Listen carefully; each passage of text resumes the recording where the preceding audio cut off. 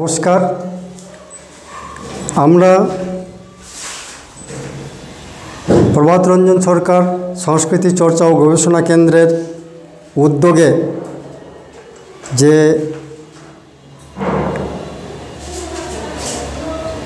Research project গবেষণামূলক প্রকল্পের আয়োজন করেছি,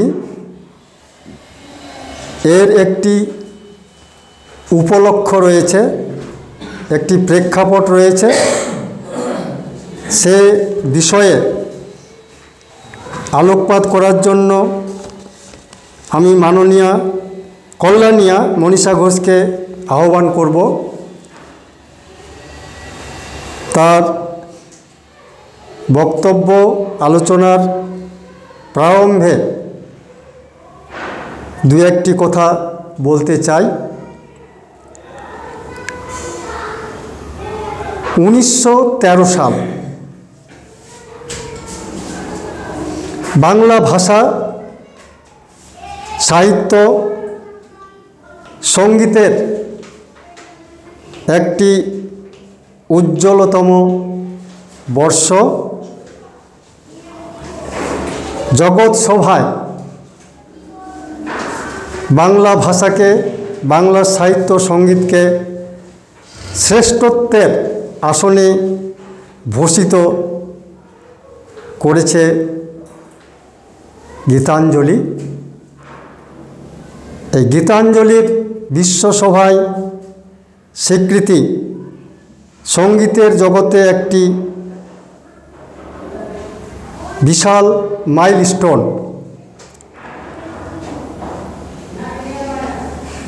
যে সঙ্গীত, যে গীতাঞ্জলি শান্তিনিকেতনকে আলোকিত করেছে, বাঙালিকে আলোকিত করেছে, সমগ্র সঙ্গীত জগৎকে আলোকিত করেছে, তার পূর্বে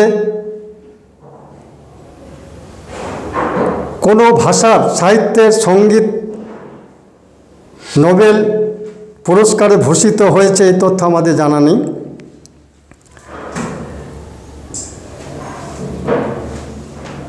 আমরা অত্যন্ত গর্বিত, আনন্দিত। আমরা সেই শান্তিনিকেতনে আমরা থাকি। 17ই সেপ্টেম্বর 2023 আবার সেই শান্তিনিকেতনকে জগৎ সভায় ভূষিত করল ইউনেস্কো। রবীন্দ্রনাথের শান্তিনিকেতনকে বিশ্বের ঐতিহ্যময় প্রাঙ্গণ হিসাবে চিহ্নিত করে রবীন্দ্রনাথকে আবার সমগ্র বিশ্বে আলোকিত করেছে ইউনেস্কো।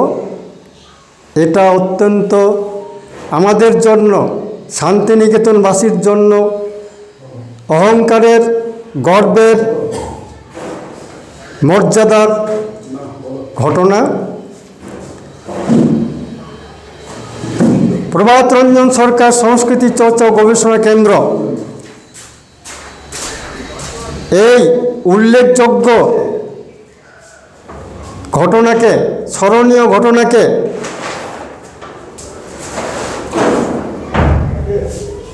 স্মরণীয় করে রাখার জন্য তার সৃষ্ট গীতাঞ্জলি সঙ্গীত কাব্যকে আধারিত করে, কেন্দ্র করে তার মূল্যায়নের চিন্তাভাবনা আমাদের মনে, আমাদের চর্চায়, আমাদের মননে উদ্ভূত হয়। যে বিশ্ববাসী আবার রবীন্দ্রনাথকে সম্মানিত করল, বিশ্ববাসীর সামনে শান্তিনিকেতন সম্মানিত হলো। যে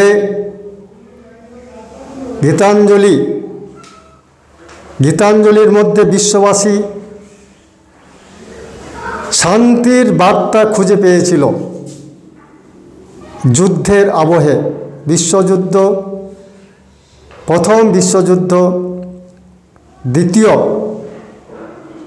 এই ভয়ঙ্কর যুদ্ধের আবহে গীতাঞ্জলির আত্মপ্রকাশ, যেখানে শান্তির বার্তা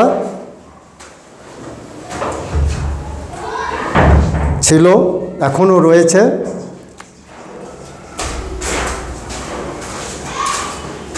তো সেই গীতাঞ্জলি কাব্যকে আধারিত করেই আবার পৃথিবীতে তৃতীয় বিশ্বযুদ্ধের পদধ্বনি আমরা শুনতে পাচ্ছি। গীতাঞ্জলি তো যুদ্ধ চায় না, গীতাঞ্জলি শান্তি চায়।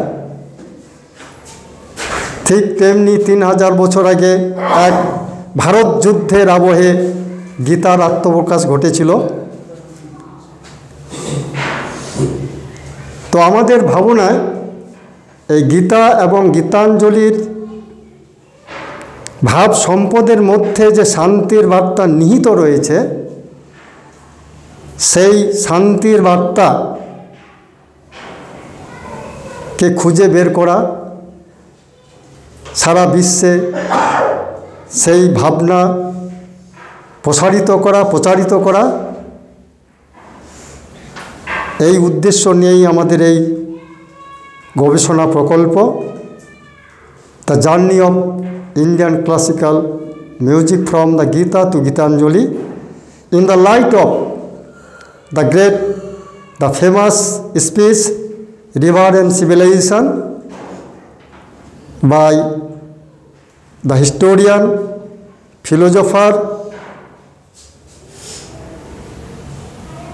melodist, author, propounder of proud Shri Prabhat Ranjan Sarkar. এই ব্যাপারে আলোকপাত করার জন্য আমি কল্যাণিয়া মনীষা ঘোষকে আহ্বান করছি আসন গ্রহণ করার জন্য। নমস্কার। নমস্কার। সর্বজনীন প্রভাত রঞ্জন সরকার সংস্কৃতি চর্চা ও গবেষণা কেন্দ্র, শান্তিনিকেতন। বিশ্ব শান্তি কামনায় গীতা ও গীতাঞ্জলির মূল্যায়নে বিশ্বের সারস্বত সমাজের কাছে বিনীত আহ্বান। গত 17 সেপ্টেম্বর 2023 শান্তিনিকেতন বিশ্বের ঐতিহ্যময় উজ্জ্বল ক্ষেত্র হিসেবে ইউনেস্কো কর্তৃক ঘোষিত হয়েছে। একমাত্র চলমান জীবন্ত বিশ্ববিদ্যালয় হিসেবে বিশ্বভারতী এই বিরলতম সম্মানের অধিকারী হয়েছে। এজন্য ভারতবর্ষের প্রত্যেকেই গর্বিত ও সম্মানিত। এই সম্মান প্রাপ্তির একমাত্র অধিকারী শান্তিনিকেতন আশ্রম প্রতিষ্ঠাতা স্বয়ং রবীন্দ্রনাথ ঠাকুর। অত্যন্ত সম্মানের এই ঐতিহাসিক ঘটনাটিকে স্মরণীয় করে রাখার জন্য রবীন্দ্রনাথের গীতাঞ্জলি সঙ্গীত কাব্যটিকে কেন্দ্র করে একটি উন্মুক্ত গবেষণাধর্মী প্রকল্প গ্রহণ করা হয়েছে। প্রকল্পটি হচ্ছে পূর্ণতা প্রাপ্তির পথে ভারতীয় ধ্রুপদী সঙ্গীতের অভিযান, গীতা থেকে Gitanjali, the journey of Indian classical music from Gita to Gitanjali. মানব মনীষার চিন্তা জগতে রবীন্দ্রনাথ যে মহান ভাবসম্পদের সৃষ্টি করে গেছেন, তা সামগ্রিকভাবে মানব সভ্যতার জন্য সর্বতোভাবে কল্যাণকর, কালজয়ী ও চিরকালীন। মানব সভ্যতার কল্যাণ ও শান্তির জন্য তার বিশ্ব মানবতাবাদী ভাবসম্পদ তথা ভাবনা চিন্তার কথা আরও গভীরভাবে মূল্যায়ন করার প্রয়োজনীয়তা বর্তমানে পৃথিবীর যুদ্ধাংদেহী পরিবেশে অত্যন্ত জরুরি হয়ে উঠেছে। আধুনিক বিশ্বের বিশ্বসঙ্গীতের ক্ষেত্রে মানব সভ্যতার সর্বকালের সর্বশ্রেষ্ঠ ভাবসম্পদ গীতাঞ্জলি। বিশ্বকবির এই মহান অমর কীর্তি গীতাঞ্জলিকে কেন্দ্র করে আরও গভীরভাবে মূল্যায়নের অনেক অবকাশও রয়েছে। বিশ্বের একমাত্র চলমান ঐতিহ্য ক্ষেত্ররূপে আলোকিত হওয়ার সুবাদে বর্তমানে সারা পৃথিবীর মানুষের দৃষ্টি আবার রবীন্দ্রনাথ ও শান্তিনিকেতন কেন্দ্রিক হয়েছে। এজন্য এটা একটা সুবর্ণ সুযোগ এসে হাজির হয়েছে আমাদের সামনে সামগ্রিকভাবে রবীন্দ্রনাথের ভাবসম্পদকে আরও একবার সমবেতভাবে বিচার বিশ্লেষণ করে বর্তমান সভ্যতার সংকটের পরিপ্রেক্ষিতে বিশ্বের শান্তি, সুখ ও কল্যাণের আবহ সৃষ্টি করতে ইতিবাচক সৃজনশীলমূলক শুভ প্রয়াস গঠন ও সংগঠিত করা। এই মহান উদ্দেশ্যে রবীন্দ্রনাথের গীতাঞ্জলি সঙ্গীত কাব্যকে কেন্দ্র করে উপরিউক্ত উন্মুক্ত গবেষণামূলক প্রকল্প গ্রহণ করা হয়েছে। এই শুভ উদ্যোগকে সাফল্য করবার জন্য বা সাফল্যমণ্ডিত করার জন্য আমরা সমগ্র বিশ্বের শান্তিকামী মানুষের সারস্বত সমাজকে সাদর আমন্ত্রণ, আহ্বান ও স্বাগত জানাচ্ছি। গীতাঞ্জলি কাব্য হলেও প্রধানত সঙ্গীত, এজন্য এটি একটি অনন্য সঙ্গীত কাব্য। এই সঙ্গীত কাব্যই 1913 সালে জগৎসভার শ্রেষ্ঠ আসনে ভূষিত হয়ে বাংলা, ভারতবর্ষ তথা সমগ্র এশিয়াকে সর্বপ্রথম আলোকিত করেছিল। বিশ্বমানবের শান্তি কামনায় বিশ্ববিধাতার চরণে যে সঙ্গীতগুলি চয়ন করে রবীন্দ্রনাথ উৎসর্গ করেছিলেন সেই সংকলনই হচ্ছে গীতাঞ্জলি। এই গীতাঞ্জলি সঙ্গীত কাব্যের নোবেল প্রাপ্তির মাধ্যমে বস্তুত বাংলা সঙ্গীত তথা সঙ্গীত জগৎ বিশ্বসভায় শ্রেষ্ঠত্ব অর্জন করেছে। মানুষের সমগ্র জ্ঞান ভাণ্ডারের মধ্যে সঙ্গীতবিদ্যার শ্রেষ্ঠত্বের স্বীকৃতি ভারতবর্ষের সমাজ, সভ্যতা ও সংস্কৃতিকে স্মরণাতীত কাল থেকে প্রতিষ্ঠিত। বিংশ শতাব্দীতে গীতাঞ্জলির আত্মপ্রকাশ সঙ্গীত বিদ্যার সেই ধারা প্রবাহকে আরও বেগবান ও গতিশীল করে তুলেছে। রবীন্দ্রনাথ স্বয়ং নিজের কাব্য সাহিত্য সৃষ্টির মূল্যায়নে বলেছেন, তার জীবনের সেরা ফসল শেষ পারানির করি হচ্ছে তার রচিত ও সুরারোপিত কালজয়ী সঙ্গীত। গীতাঞ্জলি সারা বিশ্বের সঙ্গীত জগতে সর্বকালীন সর্বশ্রেষ্ঠ সঙ্গীত কাব্যগ্রন্থ। সমগ্র মানব সভ্যতার সার্বিক কল্যাণে প্রাচ্য সভ্যতা ও সংস্কৃতির পক্ষ থেকে মানুষের বিশ্বের জন্য বিশ্ব শতাব্দীর সর্বশ্রেষ্ঠ উপহার গীতাঞ্জলি। নোবেল প্রাপ্তির পর গীতাঞ্জলি পৃথিবীর প্রায় সব ভাষাতেই অনুদিত হয়েছে। গীতাঞ্জলির বাণী, ভাবাদর্শ ও বার্তাকে সারা বিশ্ব বরণ করে নিয়েছে এবং বিশ্বের সারস্বত সমাজের যথাযথ মূল্যায়ন ও পর্যালোচনা করে খুবই আশান্বিত ও আশ্বস্ত হয়েছিলেন। কারণ বিংশ শতাব্দীর প্রথমার্ধে পরপর দুটি বিধ্বংসী বিশ্বযুদ্ধের পর সারা পৃথিবীর মানুষ শান্তির জন্য ছিলেন লালায়িত। অগ্নিগর্ভ ও বিধ্বস্ত পৃথিবীর শান্তিকামী মানুষ শান্তির সন্ধানে ছিলেন। গীতাঞ্জলির আত্মপ্রকাশ তাদেরকে অত্যন্ত আশান্বিত করে তোলে। গীতাঞ্জলির মূল্যায়নে ও পর্যালোচনায় বিশ্বের মানুষ প্রাচ্য সভ্যতার মধ্যে তাদের বহু আকাঙ্ক্ষিত শান্তির সেই বার্তা খুঁজে পেয়েছিলেন। এজন্য নোবেল পুরস্কারে ভূষিত করে গীতাঞ্জলির শান্তির বার্তাকে ওরা অভিনন্দন জানিয়েছিলেন এবং স্বাগত করেছিল। একবিংশ শতাব্দীতে এসে পৃথিবীর মানুষ আবার ভয়ঙ্কর রণদামামা শুনতে পাচ্ছে। বহুদিন থেকেই পৃথিবীতে আবার তৃতীয় বিশ্বযুদ্ধের পদধ্বনি শোনা যাচ্ছে।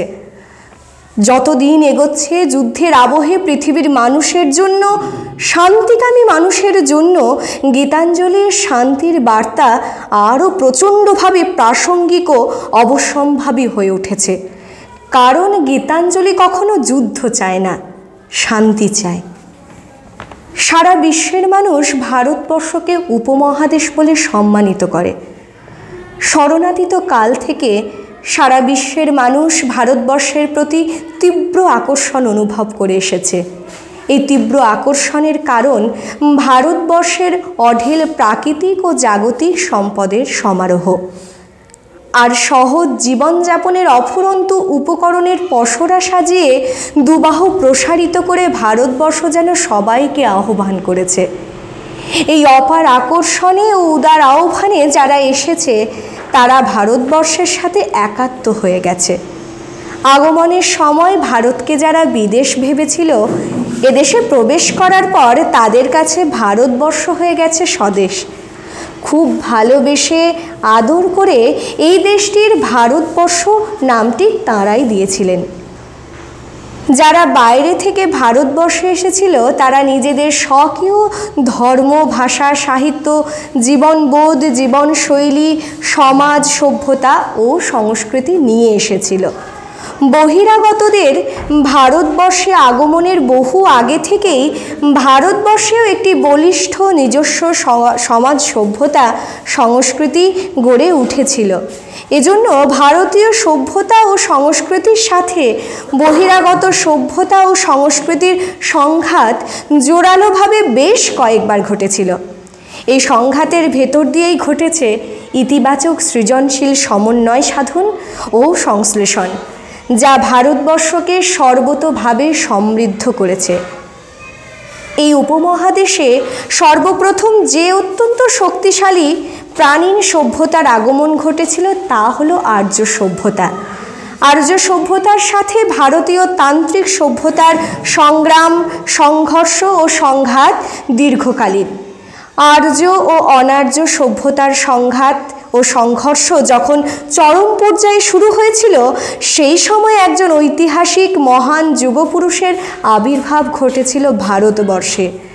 তার আবির্ভাবের সময়কাল ৭,০০০ বছর আগে, যখন গাঙ্গেয় সভ্যতা পার্বত্য স্তরে বিরাজমান ছিল। এই ঐতিহাসিক যুগপুরুষ ছিলেন নটরাজ সদাশিব। তার নেতৃত্বেই আর্য অনার্য সভ্যতার মধ্যে সমন্বয় সাধন ঘটে এবং তিনি একটি উন্নত মিশ্র সভ্যতার গোড়াপত্তনের ঐতিহাসিক দায়িত্ব পালন করেন। বিবর্তনের পথে গাঙ্গেয় সভ্যতা পার্বত্য স্তর থেকে এগোতে এগোতে যখন ৩,০০০ বছর পরে সমভূমি স্তরে পৌঁছায়, তখন সারা ভারতবর্ষ জুড়ে সমাজে নেমে আসে অবক্ষয়, অশান্তি এবং ঘটে চরমতম সামাজিক ও নৈতিক অধঃপতন। ভারতবর্ষের জনজীবনের সামগ্রিক প্রগতি রুদ্ধ হয়। মানুষ নিপীড়নকারী, অত্যাচারী, দাম্ভিক রাজন্যবর্গের উত্থান ঘটে। ভারতবর্ষ ক্ষুদ্র ক্ষুদ্র ছোট ছোট রাষ্ট্রে বিভক্ত হয়ে পড়ে। নীতিহীন কপটাচারী রাজন্যবর্গ নিজেদের মধ্যে সদা যুদ্ধে লিপ্ত হয়। ফলে মানুষের সামাজিক, বৌদ্ধিক, আধ্যাত্মিক অগ্রগতি রুদ্ধ হয়ে পড়ে। আর্য অনার্য সংঘাত ও সদাশিবের আবির্ভাবের ৩,০০০ বছর পরে পরিস্থিতি উদ্ভব হয়েছিল ভারতবর্ষে। সমাজবিজ্ঞানের ভাষায় এই সময়কালটাকে বলা হয় ক্ষত্রিয় যুগ, যখন সর্বত্র যুদ্ধংদেহী মনোভাব বিরাজমান ছিল। ঠিক এই দ্বন্দ্বাত্মক পরিস্থিতিতে শ্রীকৃষ্ণের আবির্ভাব ঘটেছিল। সদাশিব আন্তঃসভ্যতা সংঘাতের সমন্বয় সাধন করেছিলেন। শ্রীকৃষ্ণ আভ্যন্তরীণ শুভ ও অশুভ শক্তির সংঘাতের সমন্বয় সাধন করে মহাভারতের রচনার আইডিয়া সারা ভারতবর্ষে প্রচারিত করে তা কুরুক্ষেত্রের যুদ্ধের মাধ্যমে প্রতিষ্ঠা করে গেছেন। মহাভারতের ভারত যুদ্ধে বিধ্বস্ত পৃথিবীর মানুষকে সঙ্গীতের মাধ্যমে শান্তির বাণী শুনেছিলেন ভারতীয় সমাজ ও সভ্যতার প্রাণপুরুষ শ্রীকৃষ্ণ। তার রচিত ও সুরারোপিত কালজয়ী রচনা গীতা এখনও ভারতীয় সমাজ ও সভ্যতাকে শাসন করে যাচ্ছে। এজন্য শ্রীকৃষ্ণের সামগ্রিক কৃতিত্বের নিরিখে মূল্যায়নে সঙ্গতভাবেই বলা যায় তার রচিত গীতাই ছিল তার শেষ পারানির কড়ি। গীতা ও গীতাঞ্জলি দুটি রচনায় বিধ্বংসী যুদ্ধের আবহে মানব কল্যাণের জন্যই রচিত, গীত ও পরিবেশিত। তাই পৃথিবীর সঙ্গীতের ইতিহাসে গীতা ও গীতাঞ্জলি সর্বকালের সর্বশ্রেষ্ঠ সঙ্গীত গ্রন্থ হিসেবে পূজিত, স্বীকৃত ও সমাদৃত। গীতা রচনার প্রেক্ষাপটে দেখা যায় সারা ভারতবর্ষকে নিয়ে একটি মহান ভারতবর্ষ রচনার পরিকল্পনা করেছিলেন শ্রীকৃষ্ণ। তার সময়ে ভারতবর্ষ ছিল ক্ষুদ্র ক্ষুদ্র রাষ্ট্রে বহুধা বিভক্ত। পরস্পরের বিরুদ্ধে সতত যুযুধান তৎকালীন ভারতীয় রাজন্যবর্গের মধ্যে তিনি এক মহান মহাভারত রচনার এক মহান ভাবনা ও ধারণা প্রচার করেছিলেন। তিনি এখনো সমগ্র ভারতবর্ষের সমাজ সভ্যতার সংস্কৃতির কেন্দ্রবিন্দুতে অবস্থান করে রয়েছে। তাকে আবর্তিত করেই বেদ, উপনিষদ, গীতা, ভাগবত, পুরাণ, শাস্ত্র, সাহিত্য, বিজ্ঞান, কলা প্রভৃতি বহুধা পল্লবিত জ্ঞানরাজ্য গড়ে উঠেছে। জীবন ও জগৎ সম্পর্কে তার সমগ্র বক্তব্য তিনি গীতাতেই প্রকাশ করে গেছেন। গীতা কাব্য হলেও প্রধানত সঙ্গীত। তিনি তার বক্তব্য, উপদেশ, নির্দেশ, ব্যাখ্যা সঙ্গীতের মাধ্যমে প্রকাশ করেছিলেন। তার রচিত ও সুরারোপিত গীতা ভারতীয় উচ্চাঙ্গ সঙ্গীতের উজ্জ্বলতম উদাহরণ। তার বংশীধ্বনির লহরে উচ্চাঙ্গ সঙ্গীতের সীমানা ছাড়িয়ে কালাতীত, পাত্রাতীত ও ভাবাতীত সত্তায় উৎকর্ষের চরম বিন্দুতে আরোহণ করেছে। তার এই কালজয়ী সঙ্গীত ভারতীয় মনীষাকে ভাবাবেগে উজ্জীবিত করেছে, অনুপ্রাণিত করেছে ও পুষ্ট করেছে এবং পূর্ণতা দান করেছে। তাকে কেন্দ্র করে ধ্রুপদী সঙ্গীতের চর্চার বিকাশ, উৎকর্ষ ও বিস্তার ঘটেছে সারা পৃথিবীব্যাপী এবং যা পৃথিবীব্যাপী ছড়িয়ে পড়েছে। এই সঙ্গীতের উৎস থেকেই সঙ্গীত জগতে আত্মপ্রকাশ করেছে তানসেন, মীরা, জয়দেব, চণ্ডীদাস, লালন ফকির ও অন্যান্য সুরকার ও গীতিকার বৃন্দের কালজয়ী ভারতীয় সঙ্গীতের সুবিশাল সাম্রাজ্য। ভারতীয় উচ্চাঙ্গ সঙ্গীতের এই স্রোতধারায় আত্মপ্রকাশ করেছে চরম উৎকর্ষতম রবীন্দ্রসঙ্গীত, নজরুল সঙ্গীত, প্রভাত সঙ্গীত সহ অন্যান্য গীতিকার ও সুরকার বৃন্দের বাংলা সঙ্গীত জগতের সুবিশাল সাম্রাজ্য। বর্তমান বিশ্ব সঙ্গীত জগতে বাংলা সঙ্গীত মহীয়ান হয়ে উঠেছে। বাংলা সঙ্গীত জগতের সূচনায়, বিকাশে, উত্থানে ও উৎকর্ষ অর্জনের ক্ষেত্রে ভারতীয় উচ্চাঙ্গ সঙ্গীতের প্রভাব সর্বাঙ্গীনভাবে ছড়িয়ে পড়েছে। ভারতীয় উচ্চাঙ্গ কিংবা ধ্রুপদী সঙ্গীতের উৎসভূমি গাঙ্গেয় সভ্যতার পার্বত্য স্তরে উত্তরপ্রদেশের অধুনা উত্তরাখণ্ড রাজ্যের গাড়োয়াল ও কুমায়ুন পর্বতমালায় প্রথিত হয়েছিল। ঐতিহাসিক প্রভাতরঞ্জন সরকার সুরসপ্তক, নৃত্য, বাদ্য, চিকিৎসাশাস্ত্র প্রভৃতি প্রবর্তক হিসাবে মহাতান্ত্রিক সদাশিবকেই চিহ্নিত করে গিয়েছেন, যার আবির্ভাব ক্ষেত্র ছিল গাঙ্গেয় সভ্যতায় এবং তিনি ছিলেন ভারতীয় তান্ত্রিক সভ্যতার অগ্রদূত ও পুরোধা। তার সমকালীন সময়ে আর্যরা ভারতবর্ষে তাদের বৈদিক সভ্যতা নিয়ে অনেক দূর পর্যন্ত অগ্রসর হয়েছিল। ফলে ভারতবর্ষে তান্ত্রিক সভ্যতা ও বৈদিক সভ্যতার মধ্যে একটি সংঘাত সৃষ্টি হয়েছিল।